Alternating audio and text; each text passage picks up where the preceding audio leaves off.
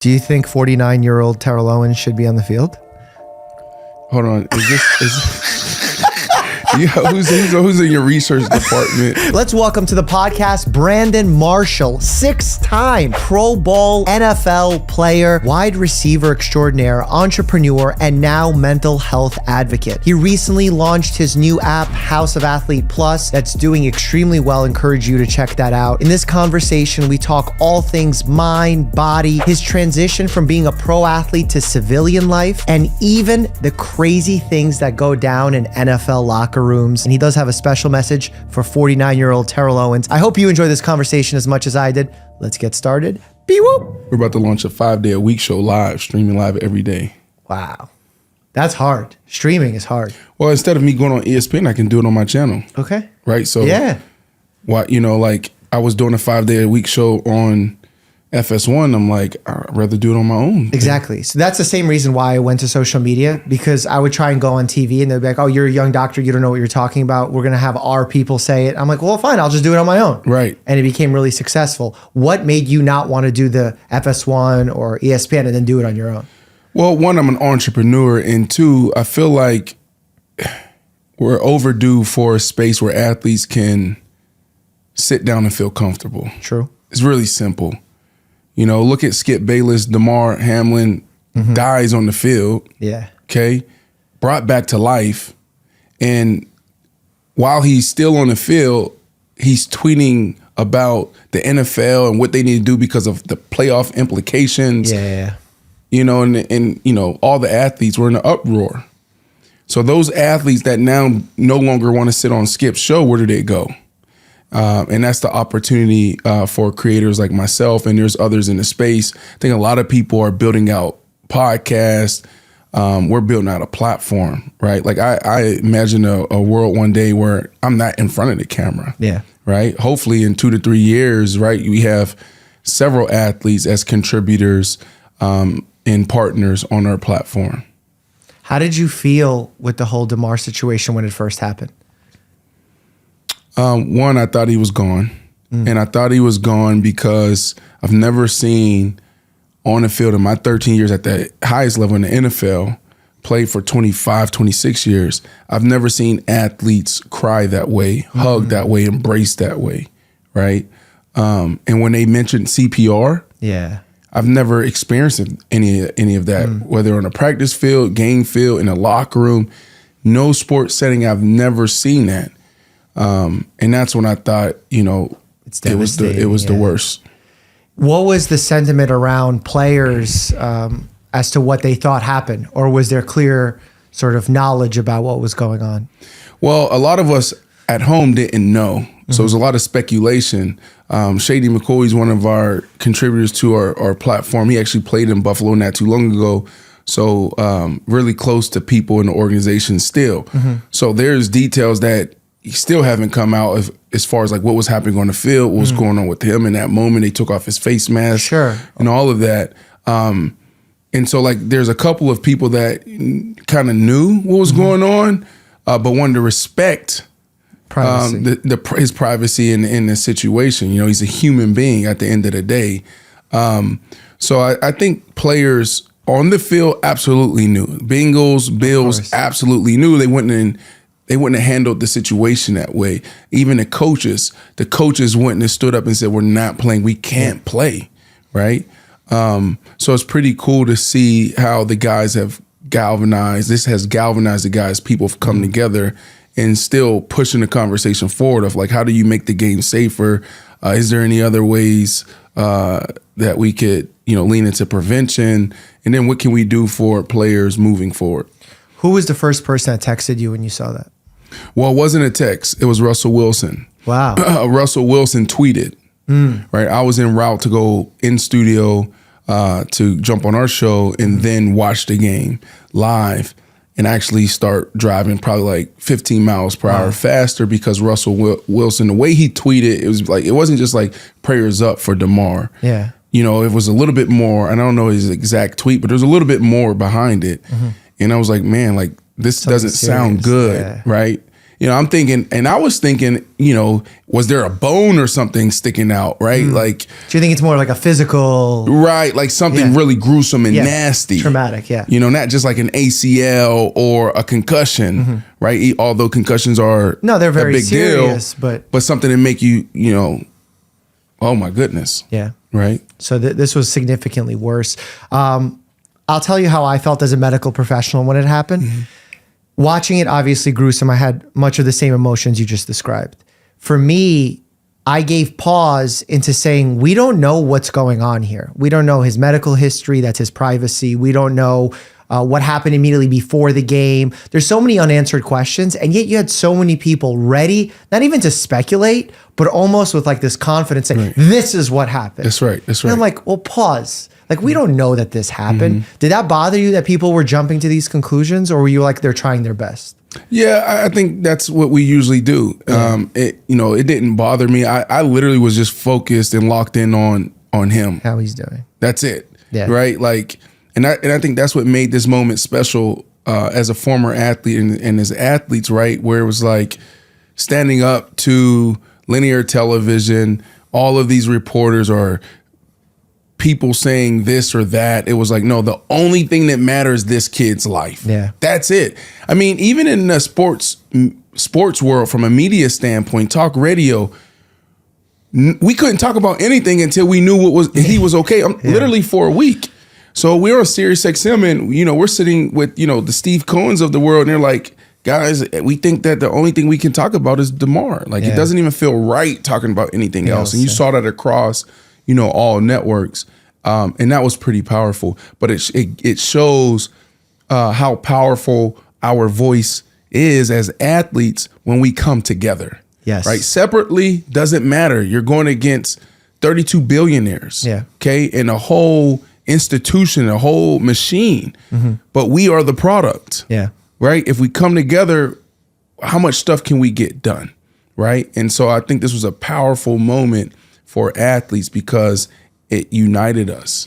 And that's sort of what you're doing with I Am Athlete, with your facility, with talking about mental health and its combination and effects on physical health. Yep. Do you feel like you're getting buy-in from your fellow players? 100%, because this is the one thing that's so organic and real to us, right? Our cultural currency is probably the best in the business. What I mean by that is we have billions of followers collectively. Yep. All right. We touch the entire world as athletes, and we're using that cultural currency to build companies like Gatorade or the Nikes of the world, the ESPNs of the world. But the one thing that is so organic and something that we can be thought leaders in, we don't really participate in, and that's wellness. Yeah. From a business standpoint, it's a $4.3 trillion industry. And I truly believe we're the healthiest people on the planet. Yeah. Right. Why do you think that is? Where's the disconnect there? Well, one, the sexy opportunities as athletes is like, what are we wearing? There's some tech opportunities, what we're drinking. Sure. But as far as like our actual routine, our lifestyle, how do we eat? How do we sleep? How do we stay mentally fit? Like all of those things is what keeps us in peak shape and help us get to peak performance, right? Yeah. And there are people every single day that are following trends and fads because they want to live better. They want to feel better. Yeah. Well, we do this every single day. Yeah, An athlete can tear up his MCL or hurt his MCL, right? And have a scope, be back on the field in 10 to 14 days in front of 70,000 people live, millions of fans watching. And then you see some people, right, that may be on crutches for 3-4 weeks. Yep. Right? The general population. Now, do we push it to the limit because we have to at times as athletes? Absolutely. Yeah. But I'm so sick and tired of seeing people live in pain, train in pain, right? Like athletes walk in and be like, oh, my VMO's out or my left glute is out, so I got to do this to fire this because if that doesn't work, this is going to go out. I wish everybody had that type of access and that type of understanding of the human body. Yeah. It's all about performance. Yep. Even I mean, you're performing when you're outside with your kids, and you just want to pick up your kids. Yeah, right. I have that same mentality as a doctor, that whether you're 5 years old or 105 years old, I'm going to treat you like an athlete. Because if someone comes in and they're 105 years old and they're off balance, I'm going to get them on a rehab program just like I would as an athlete who had an MCL tear. Or I have a patient who has a diagnosis of Parkinson's. That's right. And they're having trouble with their balance. Same approach. We're treating them like an athlete. Because the human body responds to that level of training. That's And right. I think athletes get it the best. But at the same time, maybe put an overemphasis on the physical aspect of the training, but then forget about all the recovery aspect. Because if you look at what's hot in the fitness world, like let's say in the last 10 years, it's those Nike shirts that say go faster, go harder, go longer. I'm a beast. There's no finish line. And it's like, yes, that's sexy. But is that real life? That's right. And I feel like you could attest to that way better than I can because you're an athlete. Absolutely not. It's so funny when you walk into, I was drafted by the Denver Broncos, was there for 4 years, played for the Miami Dolphins for 2. I was traded there. Then 3 years in Chicago, loved Chicago, amazing experience. Because I wanted to get into media, go to the #1 media market in the world, capital of the world, and that was New York. Yep. So I played for the Jets and the Giants. I was here for 3 years. And, any of those locker rooms, when you walk in those facilities, you'll see more guys in the recovery parts of the facility than the actual weight room or on the field, right? Okay. Like you may walk in now, what time is it? It's around 6 o'clock right now. Pretty much most of the guys are gone, right? Or can be gone as far as like on a schedule, but you'll walk into the hot tub, cold tub, the steam room, sauna, may go in the training room, and see guys in there doing things. There's guys in there from 5 a.m. to sometimes 9 p.m. at night. Wow. Right? Just recovering, and then when they go home, they're doing more, right? Because our goal as an athlete is, pretty much, or the name of the game, I should say, is recovering for the next day. Yep. Right? Because it's easy to be a one-hit wonder, and it's like, anybody can run a great route or catch a ball or run somebody over once. Can you do it play after play, day after day, year after year? And that's why recovery is so critical, right? It's like, okay, you work your ass off every offseason to get to peak shape, to hit peak performance, and then now you're trying to maintain and stay there. And there's ebbs and flows to that. And the recovery is the most critical part. Hydration, sleep is important. We've been leaning a lot into sleep lately. Mental health is the most important part, okay? And then the other things as far as the modalities that we use and working with different gurus when it comes to, the skeletal system, to, muscles and, all of that stuff. There's so many layers of the body, and there's literally experts that focus on every single layer. So as an athlete, you got to find who they are and work with them. That's and task, fit it into your schedule. But That's we get paid we get paid to do that. That's our job. We do that 9 to 5, right? So what I love about what a lot of groups are doing today is like, how do we take that, modify that, and scale it for the general population? And we need that. For me, I'll tell you what you probably don't know this, but I became a professional boxer this last year. And a professional barista. Exactly. That's only for you. But I became a professional boxer, and I ended up fighting on Showtime pay-per-view. Actually, I don't know if you saw Le'Veon Bell's fight. Yes. I was the fight right before him. Fucking beast. He's actually a really nice guy. I got along with him really well. You gotta get him on the show. Cool. He's definitely coming on the show. He just hasn't been in New York, but he's awesome, dude.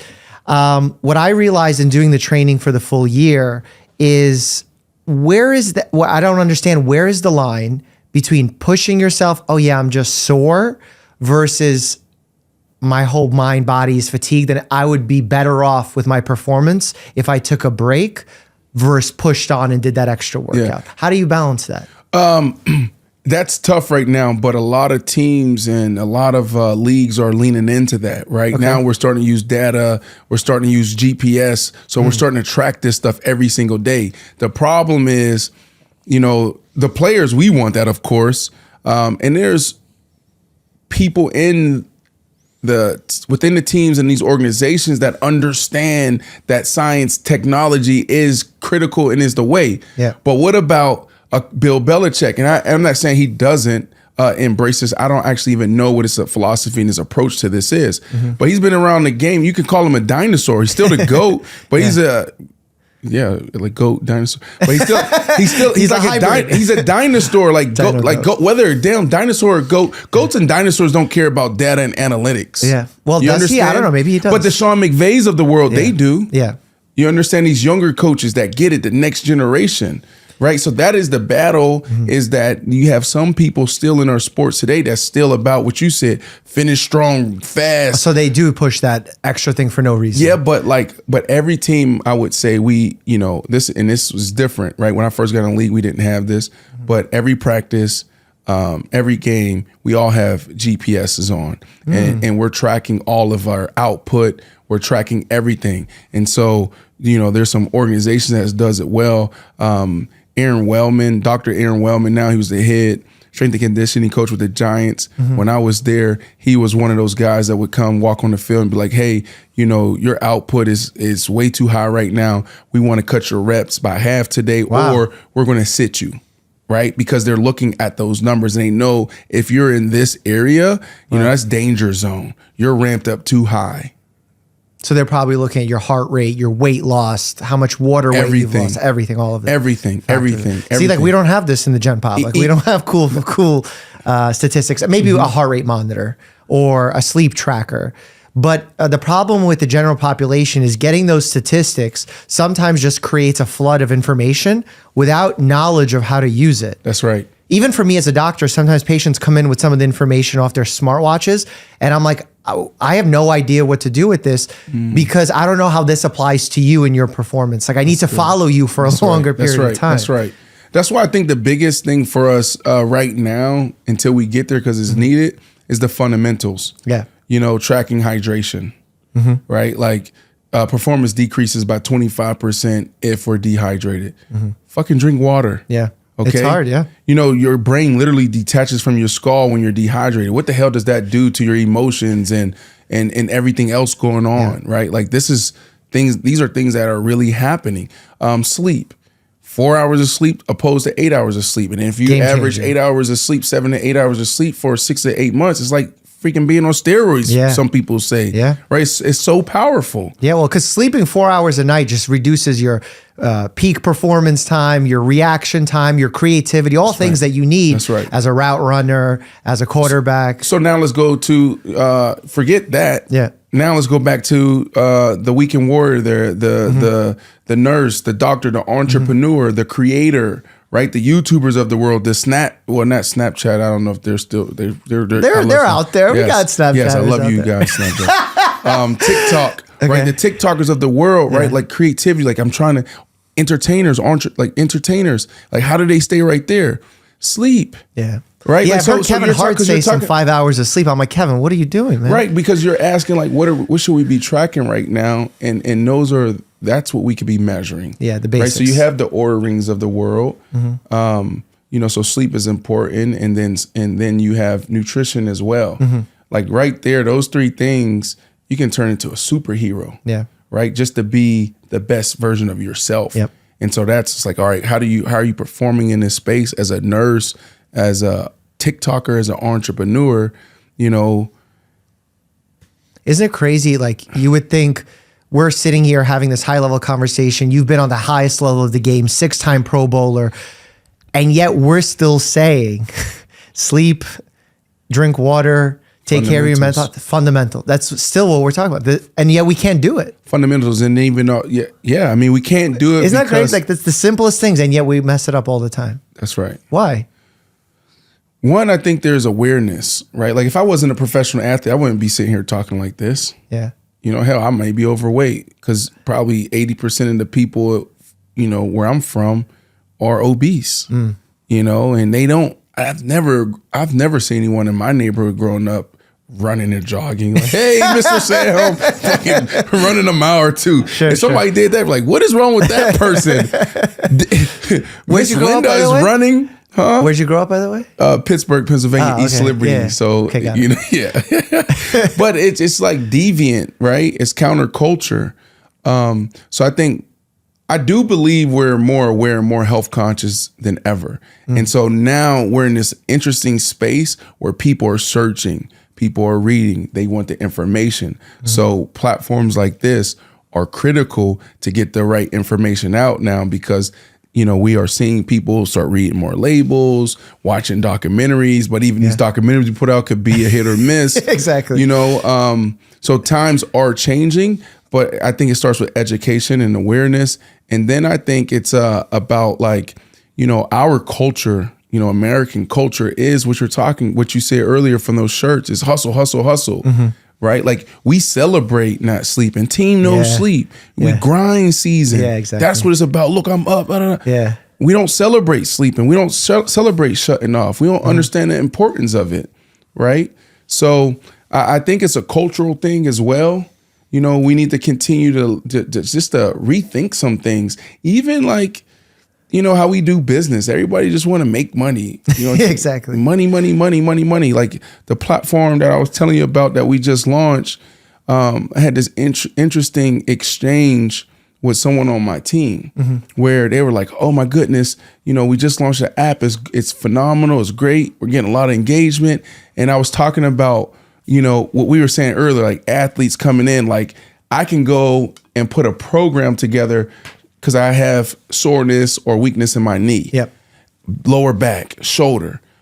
We can literally prescribe this on our app and help people out, right? And these are things that are so natural. And we can also use our pro athletes that train with us to teach it, right? How cool would that be?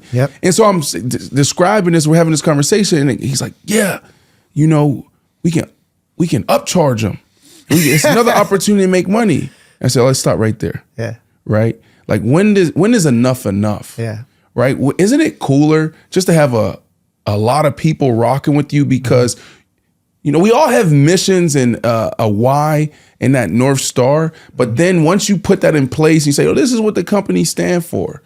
Then it's about, all right, how the hell do we monetize it? Right? It's about capitalism, right? Which I love making money. I'm an entrepreneur, but there has to be a thin line between, I just want your back to feel better, your knee to feel better. I want you to live better, live well. And then how much money can I make off of you? Like give it away. That's my thing with our company, is give away as much as possible. Well, you want to create a community. That's right. That then you can all bond around the same things, and then that's mutually beneficial all around. That's right. That's right. As opposed to trying to nickel and dime and it's like basically being instead of dollar wise penny stupid, you're becoming penny stupid dollar unwise. So that's right. That's right. 100%. There's some people that's giving me things, taking care of me, and I've become like lifetime customers. It's like they do something different, new. It's like I'm there because I never forgot how you took care of me. That's lost on our generation. I feel like everyone wants some kind of even exchange. Like, you hook somebody up, you're like, oh, I brought you a client. You're like, oh, you want a fee? What fee? No, I want us all to succeed, man. Like, that's right. It's crazy. But that happens a lot, right? Probably in NFL even more. Yeah, this is a tough time for us right now. It's everyone has a brand. Everyone is trying to monetize and make money. I just look at, even like this platform, I believe this is great because when you do good, you get good. So I love that you're successful, but because you're able to continue to feed people great information and take care of your community, because that information is critical. Because you can go on YouTube, Google, whatever, and some terrible pop up, right? Exactly. So I believe in, you do good, you get good. My vision is for our company to be sitting over $1 billion on a $1 billion valuation within 5 years, right? Because I look at that as more opportunity to hire more people, to bless more families, and also my crazy vision, and that's when we go 5 to 10 year vision where we're sitting on pay me a $8 billion valuation, is to give away $400 million to the mental health community. Wow. Right. Okay. Like that's my life. That's my financial goal. Okay. Right. Specifically that number. That's 400 it. million. Nothing else. Okay. Nothing else. That's my only goal. As an athlete, made $100 million in career earnings, right? We're doing some cool things in business right now. And my only financial goal is how much money can I give away? And that number that it was specific to me, I had this clear vision in 2014 of $400 million. Okay. So that's what I'm working towards. It was a 15-year plan. I got 9 years to go. Okay. Mental health community or mental health foundation because of your past experiences? 100%. Okay. I mean, I think that I think purpose is the most important thing. Sure. Right? And it's hard to find, right? A lot of people are working, but they're not fulfilled. And if you find your purpose and you work towards that or work in that, then you're not like, you're just like living a life that is just filled with so much joy and so much just like, you know, it's amazing feeling. Yeah. If you want to find your purpose and you don't know where it's at, okay, look in your pain. Was that a strategy you used? That's how we get to the mental health discussion. Okay. Well, tell me about it. Tell me about your journey. Right. So in 2011, I found myself at Mikhail Hospital. You know, I was there diagnosed with borderline personality disorder, and I sat there for 3 months in an outpatient program. Dialectical behavior therapy, self-assessment, cognitive behavior therapy, mentalization therapy, one-on-ones with the great Dr. Gunderson.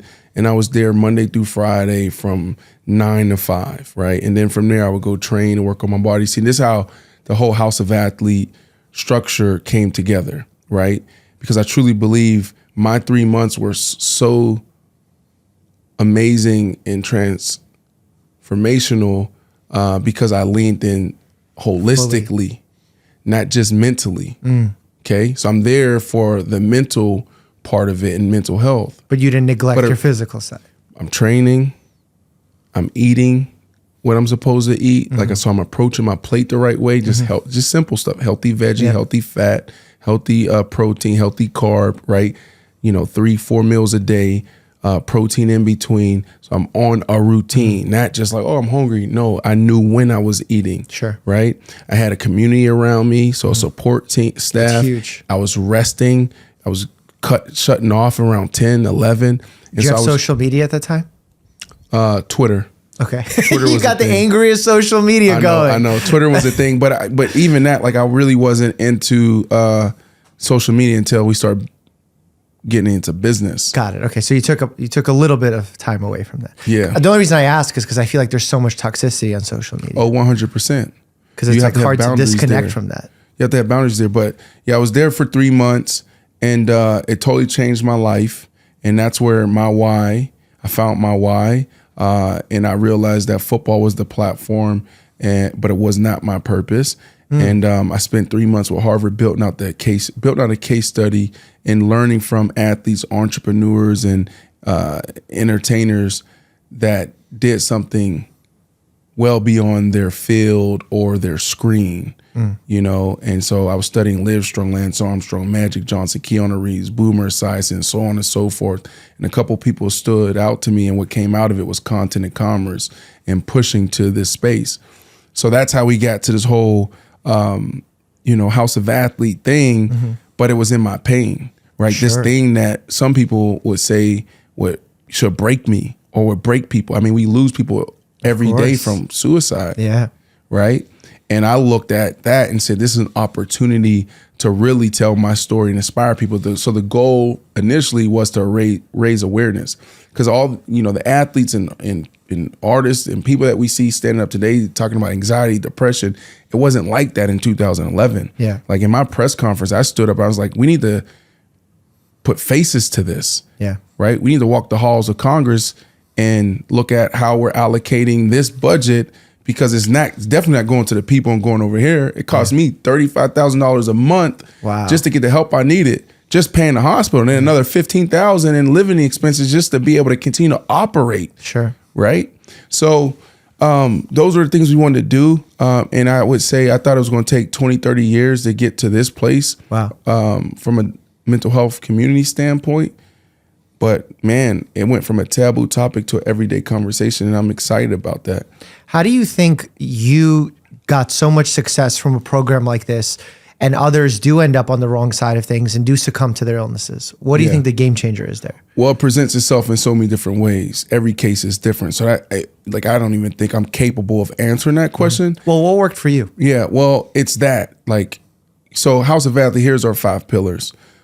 Train, fuel, mental fitness, recover, and tribe. the fundamentals of that, right?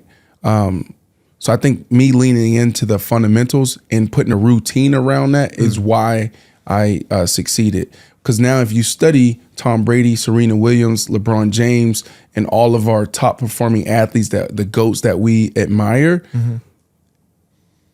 it's the same thing. Yeah. Monday, this is what I'm doing. Tuesday, this is what I'm doing. They know when they're waking up, when they're going to sleep, and everything in between. From having breakfast at this time, this is what I'm having for breakfast, right? They know it. We fucking go through life as human beings sometimes just like willy-nilly with no plan. Yeah. You're going to miss the mark 1,000% if you don't have a plan. I want to get in shape. Okay, well, tell me when you're eating breakfast. Yeah, exactly. And when you're eating lunch, when you're eating dinner, and what snacks you're having in between, and why you chose these foods. Well, take me to 16-year-old Brandon. I'm talking to you when you're 16 years old. And I bet if I ask you, what do you think the life of an athlete is? You say ultimate freedom. But yet you're describing to me the exact opposite, right? Because when we're younger, we think, oh, when you're rich and you're at top of the game, you do whatever you want, you go wherever. But yet it's a very formulated, structured lifestyle. Otherwise, it's unhealthy. That's right. Yeah, and because we think about just the performance side of it at that age. We don't think about recovery. Yeah, because we recover like this when we're 16. That's right. And we don't think about... well, how do I stay at a 4.4 speed from quarter 1 through 4? Yeah. We don't think about those things, right? And that doesn't really happen until you get now at the college level. We're having these conversations and we're doing some amazing things, and definitely at the pro level. But really, an athlete, it doesn't hit an athlete until their metabolism change for the most part. Really? Okay. But we are seeing more sophisticated athletes come in, and it's like, damn, I wasn't doing this my rookie year. Yeah. Like the way they're taking care of their bodies now is totally different than what we were doing back then, right? It took like the veterans to sit me down and like, I wasn't getting a massage. I wasn't getting a cold tub. You know, these gurus that they had coming in talking about MAT, ART, and all these other modalities. They would do stuff, work on my body. I was like, man, this shit don't work, man. Like, no pain, no gain. Yeah, that was the mindset. Yeah. You know what I mean? Well, you were cutting pieces off your pads and oh yeah, and I'll still do that. Yeah, you still do that? I would still do that if I was playing. Really? Oh yeah, for sure. But what about the protection? You're selling me the whole recover, protect. Protection goes down, recovery needs to go up. Oh no! I gotta look good. Okay. You look good. You feel good. You feel good. You play good. You play good. You get paid good. That's Deion Sanders' quote, and I believe in that. And Tom Brady, even at, like I was listening to Tom Brady TB12 method and Greg, and people like, well, that's not for me. You know, I can't do that. That's Tom Brady. That's his DNA is different. No, he was saying like he bleed the same way that everybody else does. He just works his ass off to recover. Meaning like he'll get hit. He'll have those bruises, and he knows what to do when that happens, right? Like it's all about getting your body back to baseline and out of compensation. If I get hit here, right, I know what I need to do to make sure I'm recovered, and then I'm not putting more wear and tear on this left knee or this lower side of my back, right? Yeah. So all the people out there who may be living in pain right now, dealing with lower back issues, knee issues, ankle issues, neck issues, it's a trickle down effect and a trickle up effect, right? So if you don't take care of that, you're just going to 3 years from now, 5 years from now, 10 years from now, you're going to be the crippled person that's walking around town, and we're all like, oh, that looks so sad. Yeah. So it's important for us to take care of ourselves. We have to prioritize our health. Yeah. It's interesting that you're pointing out like the joint above and the joint below, because that's a philosophy that we learn in medical school now, at least in the medical school that I went to, because it's so easy for a patient to come in and say they have knee pain, and then we forget all about that their hip is thrown off, or it's their ankle instability that's leading to their knee pain. So you should have a doctorate degree at this point, man. Like you're talking at a really high level, just so you know that. That's really an accomplishment. I give you props for that. No, I appreciate that. I think I feel like I can administer my own IV. I've gotten so many damn IVs, okay, right? Now you're like, all right, because we're surrounded by doctors like you all the time, right? So when we sit down, osmosis, you're like, that's what you will say to me. I come in, I'm like, doc, like the younger me, I'm like, doc, this is actually really good, because it gets back to like, when we really start getting as an athlete. Yeah. So if I was a rookie sitting with you and I'm like, hey doc, my knee hurt, right? And you be like, okay, Brandon, and you start checking stuff up here. Who the fuck is this guy? It's weird. God, I hope my patients don't think this way. What? Because I'm like, my knee hurt. What are you doing up here? Sure. What are you doing? Yeah, I know what you mean. Yeah. I'm never coming back to your office, right? So what happens over time is like that knee's not getting better. The knee's not getting better. Shit, doc, what were you saying again? You know, that might be year 2, might be year 3, year 4, whatever. And so you start educating. Well, Brandon, you got to understand that, you know, and this is where, you know, the doctors really separate themselves. There's a lot of people that have the science and have the skill, but can you communicate that to a patient where they understand it? Facts. So if you can talk to me and say, well, Brandon, trust me on this. I know you think that this is the problem, but this is just a symptom. We need to see where it's coming from. It could potentially be coming from this, right? Could be just trauma right here. Yeah. But it could be that your whole quad isn't even turned on because you took a hit from 2 years ago and it shut everything down. Now all of the force is going into your knee. Yep. Right? So we got to get the force back into your muscle. So now you're not feeling this knee pain. Yep. So now I got to do TKEs. I got to do all this other stuff just to get this activated. But when you turn on a game, a Lakers game, and they get that shot of LeBron in the tunnel, he's on a Bosey ball doing rubber band stuff. Yeah. It's like, what the hell is he doing? Tom Brady doing all kinds of stuff. That's injury prevention right there. Yeah, and then it's also like, we can talk for days about this. I mean, I guess your audience, your 11 million subscribers they love and this. growing. Yeah, because if it was my audience, they'd be like, man, next. No, this is like, they want to talk about like, tell me what happened when you played golf or played cards with Michael Jordan. Like, well, I mean, if you want to talk about that too, I'm down to hear about that too. Well, he didn't let me play cards actually. Oh, why? But no, he was nervous about. He was nervous about you beating him. No, he was nervous that I didn't have enough money. Oh, well, Michael Jordan has a lot of money. A lot of money. A lot of money. So my first year in Chicago, after my first game, playing against the Colts, home game, we win. I had 2 touchdowns, and I'm in Chicago, right? Like this is, to me, the biggest sports town, in our country. The Bears.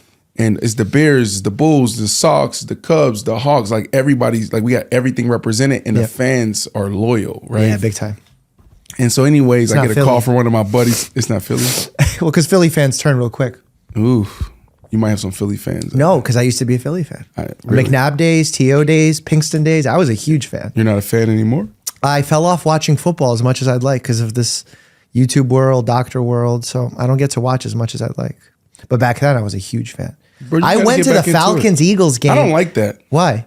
Because you gotta find some time for you to watch some ball. So here's the problem: when you in life start getting more things to do, you start having to create priorities. What's important? And I was like, I wanted to become a boxer, so that took priority. I wanted to be a good doctor for my patient. That took priority. So you don't miss football? Right? I miss football like crazy. Are you kidding me? You do? Like even talking about the DeMar situation on like social media on television, I was like, man, I miss my fantasy days. Right. But Sam's you don't a big football fan. I'm always talking to him about it. It's hard for me to watch football and not talk about football. Why? Because of what you just said. Oh, because you miss it. Yeah, like I gotta really be intentional on like my schedule and. I'm going to ask you a hard question. Okay. Do you think 49-year-old Terrell Owens should be on the field? Hold on. Who's in your research department? What do you mean, right here? This is me right here. Did you see any notes? Here's what I would say to that. This is going to be a very politically correct statement. No, one, T.O. need to sit his ass down. I love it. Okay, so no, he doesn't need to be playing. But I do think, and there's so much more to that. Sure. But I do believe, when you look at modern medicine and technology, there's no reason why athletes can't push it. Mm-hmm. Tom Brady's 45. Now, positions are different. Yeah. But I do believe athletes, the longevity and the lifespan of an athlete has prolonged. I don't be surprised if you start seeing more athletes play into their mid 40s and hell even push their. Have we seen 50s. A 50-year-old? I'm sure we've seen a punter that's a 50-year-old. I think Vinatieri, very good one. I watched and then also Testaverde maybe. Vinny Testaverde was pushing it. Mm-hmm. But you got LeBron. Look what LeBron's doing as well. Yeah, he's been playing at. He's like 25 right now. Basically, there you go. High level. No, I'm saying he's playing like he's 25. Oh yeah, correct. Yeah. So what I'll say is T.O. need to sit his ass down. But if there was an athlete that could do it, you know what I'm saying? It would be T.O. Yeah. But there's so many other things. But I don't want to see him get hurt either. Well, my biggest thing with it's like they're And I don't know, because, and I don't know if anybody knows his why behind it, but it just, sometimes it's sad seeing, our athletes like just hold on just too long. Sure. You know what I mean? That transition can be hard for a lot of us, because the sport is our identity for a lot of us, right? And so if you take that away, then what do I have? Sure. I totally see the identity aspect of it. I see it in fighters a lot. There's also a level of it being a distraction. In your Monday through Friday training, Saturday maybe you have off, Sunday's game day, and you repeat that process over and over again. Right. And then when there's quietness, there's stillness, there's nothing to do that you have to accomplish, right. All of a sudden, anxiety creeps in, depression kicks in, at least the depressive thoughts, the anxious thoughts. And it could take you to a bad place if you're not ready for it, if you don't have prep, if you don't create your own schedule. That's right. Because before, the sport would give you that discipline. That was the hardest thing in my transition. Really? Was creating a schedule. Tell me about that. Every day I had an itinerary since I was 18, right? You had high school football. So I had routine and a schedule there. But when you get to college, every minute is accounted for up until you go to sleep.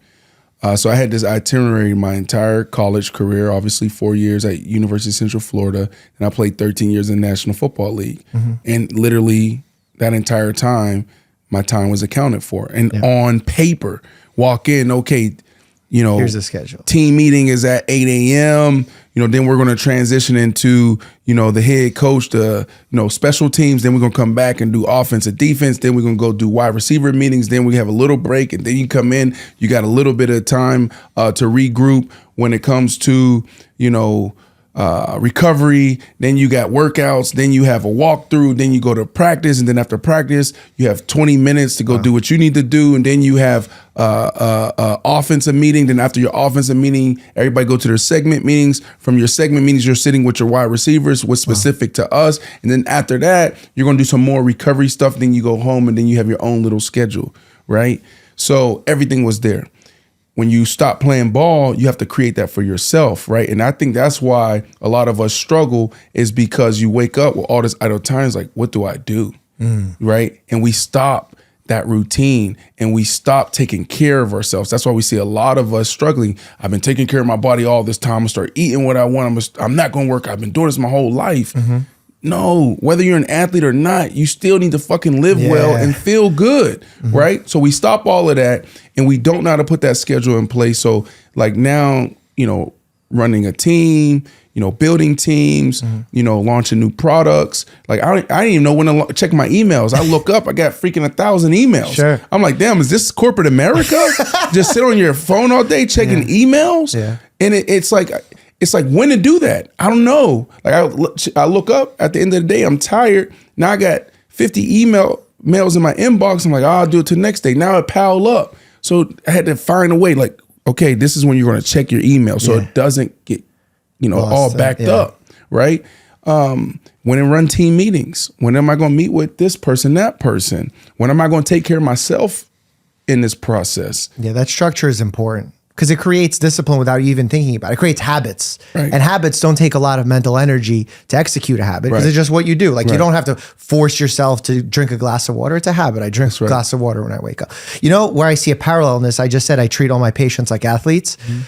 There's a parallel with men who retire, have the same issues that athletes when they retire, 30 years, 40 years down the line.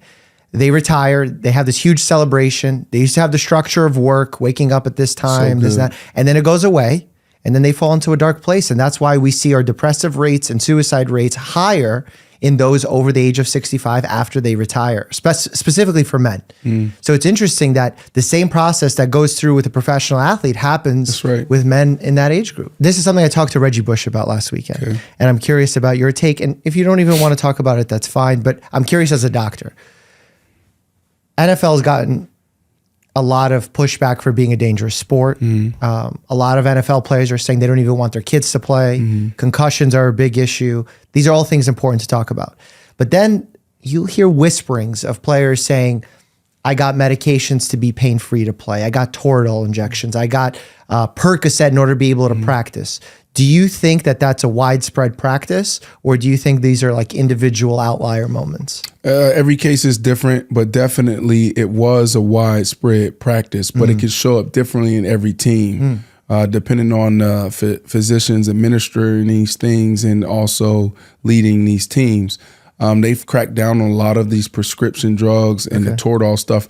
When I first got in the NFL, 2006, we left team meeting. So this is the night before the game. Okay. So night before the game in the NFL, you know, you could be home or away. You're staying in a hotel. Ooh, okay. So let's say we're home, Denver Broncos.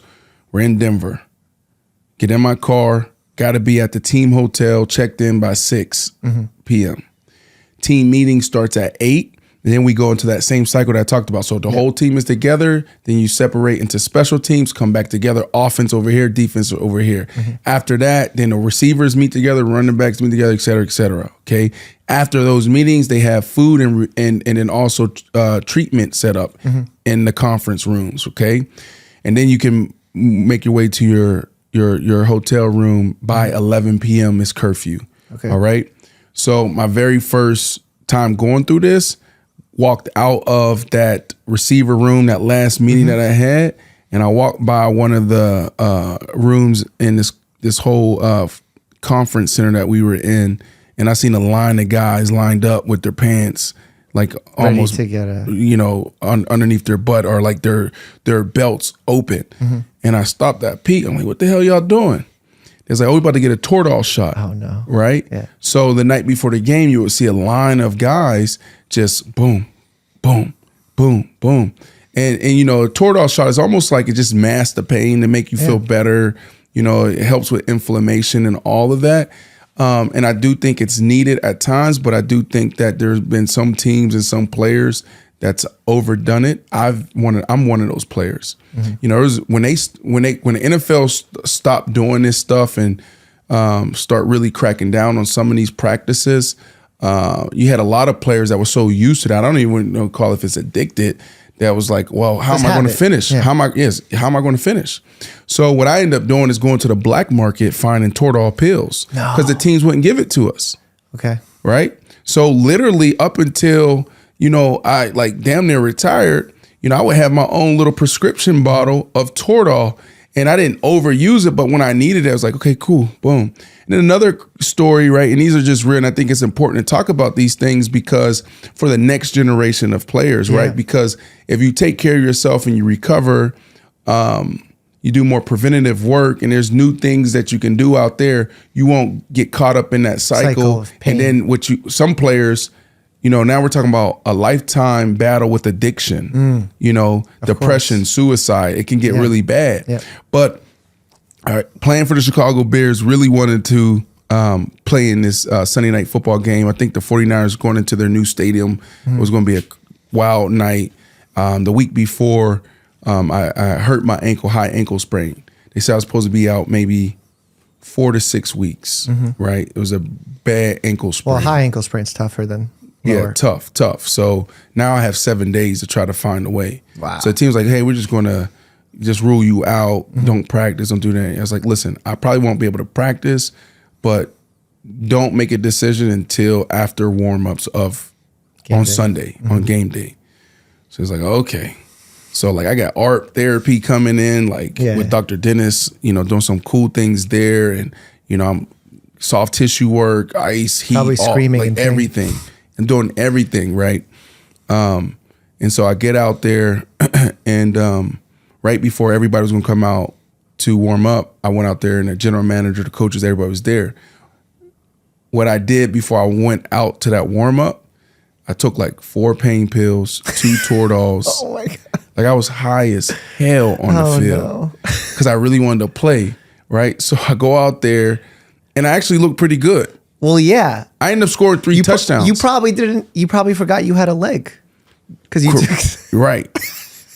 And I end up scoring 3 touchdowns. I know we're laughing at it, but that's really bad. Like we don't want people to do that. But it's a great story to highlight like where some of our athletes can potentially be. Do you think like your Did I tell you I scored 3 touchdowns? Yeah, I mean, you didn't really acknowledge that. I'm going to acknowledge the fact that you're the highest how fucking good Pro that was. Can you acknowledge before we even do that? Can you acknowledge how good having been on one leg? All right, I'll tell you what I thought you were going to say. 4 to 6 weeks. I thought you were going to say you jumped and you realized you couldn't walk. I thought that's the story you were going to. No, I scored 3 touchdowns. That's impressive. One of my greatest catches. But again, we're laughing, but we're not encourage this behavior. No, but my curiosity comes from, did you think that using those substances, like basically, were you counseled on the risks every time those lines were there? You think players knew what they were doing, or they just were like, oh, this feels good and the doctors are doing it, so let's do it? Or they knew that this was had drawbacks? Yes and no, right? Like, and like I said, it depends on what team you're on and who's the physician, right? Yeah. You know, some of the, a lot of the doctors actually, they'll go and say, okay, this is, what is it? Naproxen and Celebrex and all these things. Like, look, whatever. All these anti-inflammatories. Yeah, right. So like some of the doctors will hit it, but it's like fine print. Like think about like the fine print when we buy things or whatever. Of course, you just it's kind of like that type of deal. It's like on the radio when they like just yell like 5 sentences. And sometimes it's just like one of those things like, hey, here goes some Naproxen, here goes some Celebrex, and it's not even a conversation. By the way, this is probably, doesn't matter to say now, but your Toradol pills are not that much different than ibuprofen. Yeah. It's only different when it's injected because it's a little faster acting and absorbs a little better. But otherwise, you were just taking a bunch of ibuprofen. Oh, nice. So you weren't even doing anything that crazy. Expert, yeah. The doctor expert. But the problem is when you're popping 2 or 3 of those pills for an entire year or a couple when you're years doing in a it row, consistently, the kidneys suffer. And you know how I got off of all this Celebrex? You started sleeping well? Never. Keep going. You started eating well? There you go. And you focused on your mental nutrition. health? No, just do nutrition. That's it. So like the name of the game, like sickness and disease live in what? Inflammation. Sure. Right? A lot of it. Oh, absolutely. Right? So, I mean, that's whenever there's inflammation, it means your immune system's doing something. So that's usually a problem. Correct. So we need to fight that. And a lot of times we don't understand, like every time we put something in our mouth, our body's having a chemical reaction, good or bad. Right? So even a piece of chicken or whatever, like you got to understand your system and how these things react, how your body reacts to anything that you eat or drink. And so I went through like this extreme testing where, I went through some tests, blood tests, and understanding what foods work for me and which foods don't. And I went from before this plan taking me an hour to 90 minutes to warming up. Right, you know how you get on a plane, you have your socks on, you take them off, and you can see the pitting edema and all of that sweating. Probably eating a ton of sodium and stuff. Correct, all of that stuff to clean up my plan, my nutritional plan, eating better, right, and all that gone, and going from 90-minute warm up to not even have to warm up at all. Wow, right, and I picked up on that plan from the locker room. Ricky Williams and Ronnie Brown, they were eating just like some stuff. I'm like, why aren't you eating the stuff that they cook for us? Like, oh no, we got our own little chef, and this is our plan. I was like, okay, cool. And they connected me with the guy, and it was phenomenal. It was it's Sarah Mailman Diet, but it's Dr. Leon who runs it now. His mother passed, so they do some great things down there for a lot of athletes. Well, for the people that can't afford their own chefs that are listening and maybe can't get the testing done, like all these things. But you can now. It's more affordable now. There's companies but foundationally, if you go back to what you said, those things, you're going to get those benefits. Right. Like at the end of the day, like the 1 to 5% benefit that you needed to be the pro athlete. Most people don't need that 1 to 5% benefit. That's right. They need the foundations to be good. Because what I see in my practice, and I see this by the hundreds and thousands, is the people that need improvements by 50% just by changing the 3 things you talked about. There you go. Yeah. And then also, like what I said earlier, what's a healthy veggie? Yeah. A lot of people don't even know what a healthy veggie, a healthy carb is, or like portion control. Sure. It's like sometimes we eat the right foods, but we're eating way too much. Right. So it goes back to what you're saying, the fundamentals. Exactly. I agree. And that's what my whole mission is. My whole business is built off of the fundamentals. That's what athletes master. But then you have other athletes that may come in a locker room, right? Because like that, there was only 3 or 4 of us on that plane. Everybody else was eating the stuff was in the cafeteria, which was the healthy, everything else. Well, I don't know about healthy in the locker rooms. In the hospitals, we serve the worst foods, burgers, chicken wings. We got some of that. And I'm like, what do we, like, this is a hospital. Like, we're supposed to be training the good habits. Right. And yet it's the worst. Right. Click here to check out a video about the worst fitness mistakes that my patients make, and maybe it'll motivate you to start a workout plan. As always, stay happy and healthy.